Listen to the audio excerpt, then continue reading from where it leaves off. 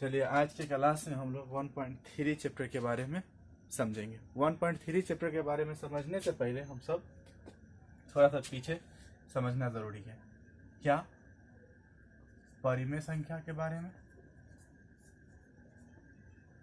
और एक अपरिमेय संख्या के बारे में। ठीक, परिमेय संख्या किसको कहते हैं? जो संख्या p/q के रूप में दिखाई दे वह संख्या परिमेय संख्या है, और जो p/q के रूप में दिखाई न दे, जो संख्या p/q के रूप में दिखाई न दे वह संख्या अपरिमेय संख्या कहलाएगी, और जो p/q के रूप में दिखाई दे वह संख्या परिमेय संख्या कहलाएगी। तो ये फिर किस रूप में दिखाई देगी, इसको समझने के लिए हम लोगों को थोड़ा डिटेल समझना पड़ेगा। कैसे?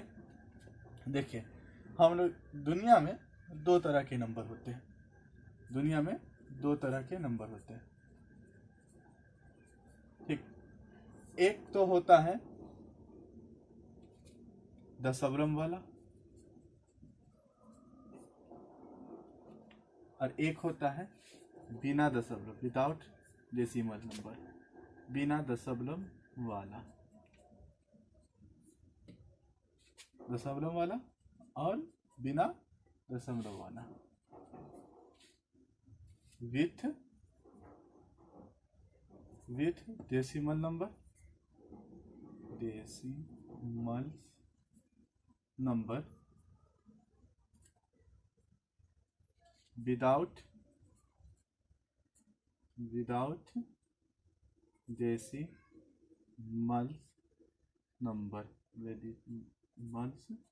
नंबर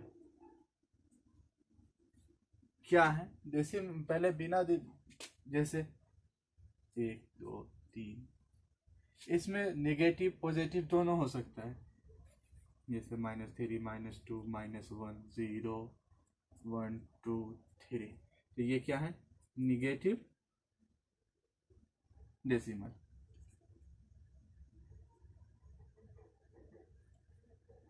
ये इन सब को हम लोग क्या कहते हैं? इंटीजर्स, यानी पूर्णांक संख्या। कौन सी संख्या? पूर्णांक संख्या, इंटीजर्स कहते हैं। इंटीजर्स में ये वाला नेगेटिव इंटीजर्स, ठीक है, ये जीरो इंटीजर्स, जीरो इंटीजर्स, ये पॉजिटिव इंटीजर्स। ठीक, ये तो समझ गए। अब सिर्फ पॉजिटिव इंटीजर्स को अगर हम लेते हैं तो ये नेचुरल नंबर कहलाता है। नेचुरल नंबर यानी प्राकृत संख्या। और अगर हम उसमें जीरो मिला देते हैं तो वह संख्या पूर्ण संख्या कहलाती है, होल नंबर्स। ठीक, इतना समझ गए। और टोटल रहेगा तो कौन सी संख्या? इंटीजर्स, पूर्णांक संख्या। ये तो समझ गए। अब इसमें डेसिमल्स नंबर यानी दशमलव वाला संख्या, दशमलव वाली संख्या। दशमलव वाली संख्या में जैसे हम लोग कभी भाग लगाते हैं तो 2-3 तरह का नजर आता है। जैसे एक तो रुक जाता है, एक रुकता नहीं है। जैसे ये रुक नहीं रहा, भाग लगा रहे हैं तो बार बार वही संख्या आ रही है, तो ऐसी संख्या मिलेगी। या फिर भाग लगा रहे हैं, कुछ भी आ रहा है, रुकने का नाम भी नहीं है।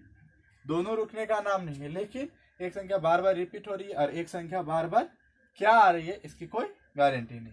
ठीक, तो इन दोनों को हम कहते हैं, ठीक, रैशनल नंबर, रैशनल नंबर। ठीक, परिमेय संख्या। ठीक, और इसको कहते हैं इर्रेशनल नंबर, इर्रेशनल नंबर। ठीक, अब इर्रेशनल नंबर समझ गए। तो अब इर्रेशनल नंबर कैसा दिखाई देगा, हमको देखने में लगेगा या तो इस टाइप से, कुछ भी आ रहा है, ऐसी दिखाई देगी इरेशनल नंबर, या फिर इरेशनल नंबर हमको रूट में नजर आएगी, या फिर इरेशनल नंबर हमको पाई के रूप में। पाई भी एक इरेशनल नंबर है, यानी अपरिमेय संख्या है। अपरिमेय संख्या, इरेशनल नंबर यानी अपरिमेय संख्या।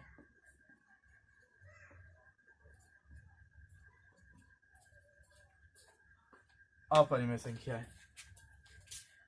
तो इस 3 तरीके से हमको अपरिमेय संख्या मिलेगा। और सारे तरीके हैं, जैसे परिमेय संख्या में हम परिमेय संख्या मान लीजिए r है, यानी रेशनल नंबर में हम जब इरेशनल नंबर जोड़ेंगे तो हमको इस रूप में भी ऐसे जो मिलेगा हमको, वो भी क्या होगा, अपरिमेय संख्या है। इरेशनल नंबर जैसे मान लेते हैं ये क्या कहते हैं, परिमेय संख्या 2 है और अपरिमेय संख्या यानी इरेशनल नंबर √5 है। ये जो हमको एक संख्या मिला, ये नंबर कौन सा नंबर कहलाएगा, इरेशनल नंबर, अपरिमेय संख्या कहलाएंगे। समझ में आ रहा है?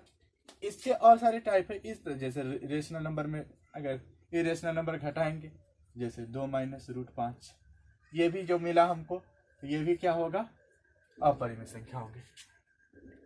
तो इस तरह से अगर मिला, जैसे रेशनल नंबर में इरेशनल नंबर गुना करेंगे तो भी हमको क्या मिलेगा, जैसे 2√5, ये भी हमारा क्या है, अपरिमेय संख्या है, इरेशनल नंबर है। समझ में आ गया इरेशनल नंबर, इसमें कोई दिक्कत नहीं।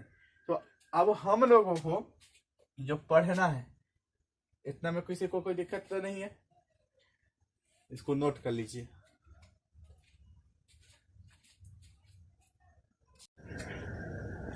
अब इरेशनल नंबर में कोई दिक्कत नहीं, अपरिमेय संख्या। तो परिमेय संख्या के बारे में समझना है हमको। तो परिमेय संख्या हम बोले हैं, यानी रेशनल नंबर किस रूप में मिलेंगे, p/q के रूप में। ठीक, p/q के रूप में जो मिलेंगे, तो इसको समझना क्या p/q के रूप में कैसे। जैसे मान लेते एक संख्या है 25/125, 25 से 125, 25 पंचे 125। अब जो ये मिला 1/5, ये p और q है, कोई दिक्कत, यानी इसका सिंपल फॉर्म है 25/105 का 1/5। कोई भी संख्या जैसे 5/10, इसको काटेंगे 1/10, तो ये इसका सिंपल है। ये भी इरेशनल नंबर है 5/10 भी, ये भी परिमेय संख्या है। लेकिन परिमेय संख्या का सिंपल, अगर इसको काटने का है तो काट सकते हैं 5 दूना 10। अब 5 दूना 10 जो कटा तो 1/2 है ना, तो इसका ये जो यहाँ पर p/q के रूप में, तो इस तरह से। ठीक है, कोई दिक्कत इसमें नहीं, कोई दिक्कत नहीं है ना। चलिए अभी हम लोग इसके बारे में भी जान गए। अब हम लोग चलते हैं जो 1.3 पढ़ने से पहले, तो अब एक थ्योरम पढ़ना पड़ेगा। थ्योरम यानी प्रमेय। प्रमेय क्या कहता है, यदि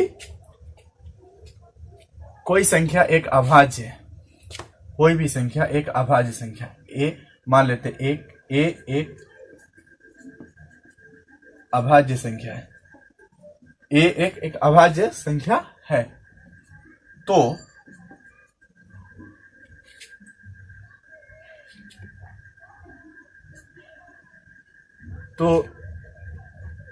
p(a²) को विभाजित करती है, तो p(a) को भी विभाजित करेगी, को भी विभाजित करेगी। ये इसका थ्योरम है, प्रमेय। इसको समझिए ये क्या कहता है। प्रमेय कहता है कि p(a²) को विभाजित करेगी, तो p(a) को भी विभाजित करेगी। कैसे, मान लेते हैं एक एग्जांपल लेके हम समझेंगे इस प्रमेय को। क्या कहता है कि जैसे मान लीजिए 2 से अगर 64 कटता है, 2 से 64 कट जाता है, ठीक, तो 2 से 8 भी कटेगा, कट जाएगा ना, 2 चौका 8। या इसमें कहता है कि अगर 2 से 8 स्क्वायर कटेगा, तो 2 से 8 भी कटेगा। सिंपल, का बात हुआ। तो यही प्रमेय कहता है। तो इसी फॉर्म से हम कोई भी सवाल को बनाएंगे। ठीक है, तो हमारे ख्याल से इस चैप्टर के बारे में या ये प्रमेय के बारे में कोई दिक्कत नहीं है। अब हम लोग उसके इस थ्योरम पर सॉल्यूशन निकालना यानी सवाल को बनाएंगे। कैसे बनाएंगे तो उसको देखिए।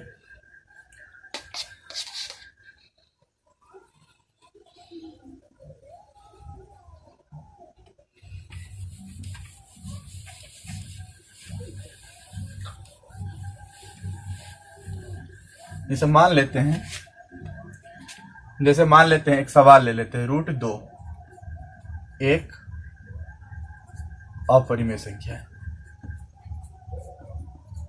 अपरिमेय संख्या है, क्या करने को कहता है? प्रूफ करने को कहता है। प्रूफ दैट √2 इज, लिख लीजिए ना, proof that √2 is irrational number, rational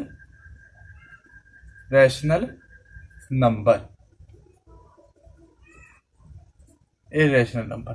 सिद्ध करिए √2 एक अपरिमेय संख्या है। तो कैसे सिद्ध करेंगे √2 एक अपरिमेय संख्या?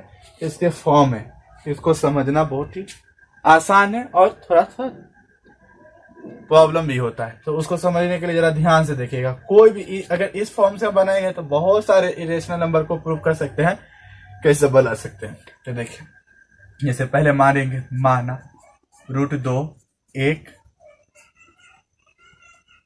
कोई भी चीज को इसमें क्या है हम उल्टा मानेंगे।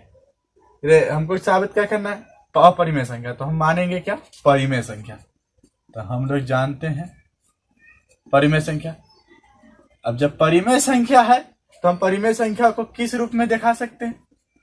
p/q के रूप में। हम लोग जाने हैं कि कोई भी संख्या को हम p/q के रूप में देख सकते हैं। p क्या है, q क्या है? इसका सिंपल फॉर्म है। अभी हम बताएं इसका सिंपल फॉर्म है। जैसे 25/50 है तो इसको काटेंगे 25 दूना 50। ये 1/2 जो आया इसको हम, ये p और q है। अब इसको हम बार अब नहीं काट सकते, 2 से अभी काटने नहीं सकता, या 1 से 2 नहीं काट सकता। तो अब यही p/q है। अब इसका मतलब क्या हुआ? इन दोनों का, ये दोनों का HCF 1 है। इन दोनों संख्या का HCF कितना है? 1 है। तो ऐसी जो भी संख्या हो जिसका HCF 1 हो वह संख्या सह अभाज्य संख्या कहलाती है। सह अभाज्य संख्या, को प्राइम नंबर।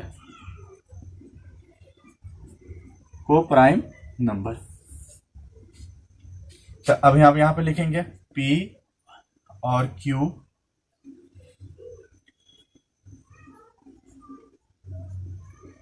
सह अभाज्य संख्या है। p और q का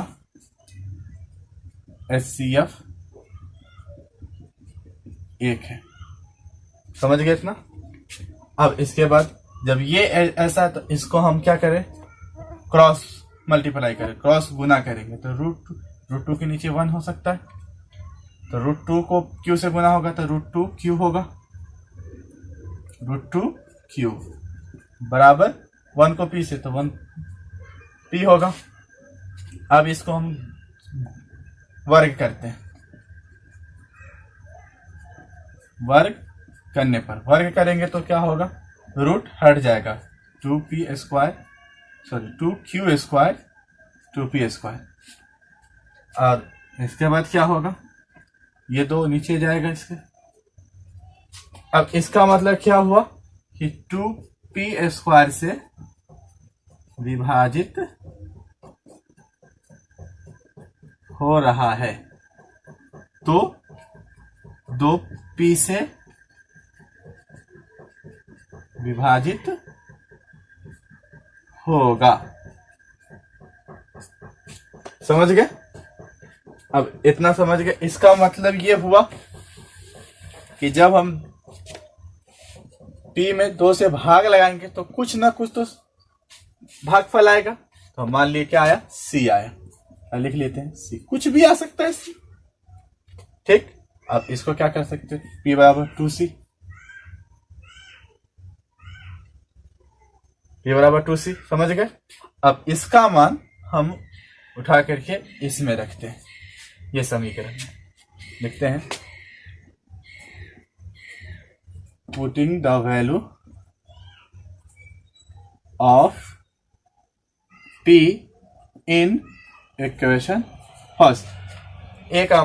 P का मान समीकरण 1 में रखने पर, A में रखेंगे तो क्या है, 2Q² बराबर 2C², 2Q²। अब इसका तोड़ेंगे तो क्या होगा, 4C², 2 से C 4 कटेगा तो 2Q² बराबर C² 2C²। अब C² बराबर क्या होगा, Q² बट्टा 2। अब ये Q² बट्टा 2 हुआ, इसका मतलब फिर वही बात कि 2Q² से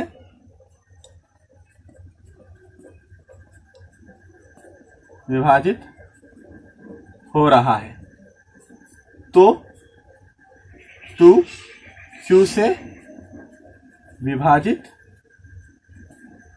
होगा। अब गौर करिएगा, Q को और P को हमने क्या माना है, को प्राइम नंबर, सहअभाज्य संख्या। उसका HCF कितना, 1, यानी कि P बटा Q को हम जब काटेंगे तो कटेगा नहीं, इसलिए इसका HCF कितना आएगा, 1। तो यहां लेकिन देख रहे हैं, 2 एक ऐसी संख्या है दोनों को काट रही, इसका मतलब क्या हुआ कि P बटा Q इज नॉट। अब यहां हम लोग जरा गौर करेंगे, Q को 2 भी विभाजित कर रहा है और यहाँ P को भी 2 विभाजित कर रहा है। हम लोग क्या पढ़े यहाँ, माने कि P बटा Q क्या है, एक सहअभाज्य संख्या। तो सहअभाज्य संख्या तो उसका HCF 1 है, यानी वो किसी और से नहीं कट रहा है। अब तो ये बात इसमें, लेकिन क्या है, P में P का क्या है, 2 गुने Q P, और Q का क्या आ रहा है, 2 गुने Q। अब दोनों में क्या है, 2 कॉमन है, ये बात सटीक नहीं हुआ। इसका मतलब का जो हमने माना वो गलत है। तो हम क्या लिखेंगे अब इसके बाद कि P और Q सहअभाज्य संख्या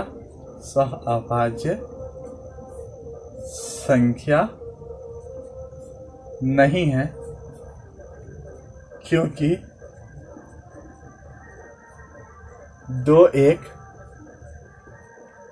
ऐसी संख्या है जो दोनों को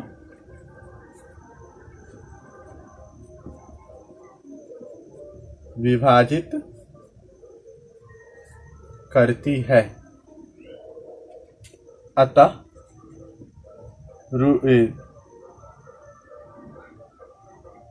रूट 2 परिमेय संख्या नहीं है, अतः रूट 2 एक अपरिमेय संख्या है, अपरिमेय संख्या है। प्रूफ पूरे अच्छे समझ में आ गया, ये क्या कहता है। ये था आज का क्लास। कल हम इस पे सॉल्यूशन बनाएंगे और सारे सवाल के बारे में जानेंगे कि कैसे बनता है। जैसे अब इसी फॉर्म से हम लोग क्या कर सकते हैं, रूट 3 को, रूट 5 को, रूट 7 को क्लियरली बना सकते हैं। कैसे, सिर्फ भाषा यही रहेगा, सिर्फ पॉइंट से नंबर चेंज होते रहेंगे। जैसे अगर रूट 5 लेते हैं, हम लोग क्या लेते हैं, रूट 5 लेते हैं ना, तो रूट 5 एक परिमेय संख्या है। रूट 5 बराबर P बट्टा Q होगा। P और Q सहअभाज्य संख्या है, ये भी लिखेंगे। रूट 5Q बराबर P, 5Q² बराबर 5, यहाँ 5, यहाँ 5, यहाँ 5, यहाँ 5, यहाँ भी 5 होगा। तो इस तरह से सिर्फ क्या चेंज होगा, जहां जो नंबर रहेगा वो नंबर फिट करना है। बाकी यही फॉर्म है इसका बनाने का। पहले यहां से स्टार्ट करेंगे, यहाँ, फिर ये फिर लास्ट में ये उसका ये। तो इस तरह से हम लोग इस सवाल का हम फॉर्म बता दिए आज। ठीक है।